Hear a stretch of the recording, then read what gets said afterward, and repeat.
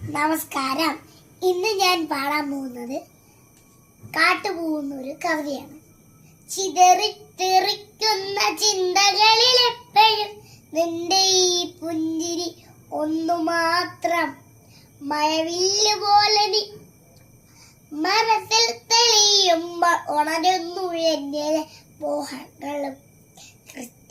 കുളത്തി കതിർത്തു പോയി വാർമുടി ചുരുളിലെത്താൻ പൂജയ്ക്കെടുക്കാൻ പൂവാണ് മോഹിച്ചെടുത്തത് അരികിലെത്താൻ പണമില്ല വധുവിൽ പൂജയ്ക്കെടുക്കിൽ താരെ വെളുത്ത് കട്ടുപോവാണ് ഞാൻ വിടരും മുൻപേ പൊഴിയും ഇതോളല്ല പൂജയ്ക്കെടു കട്ടുപോവാണ് ഞാൻ.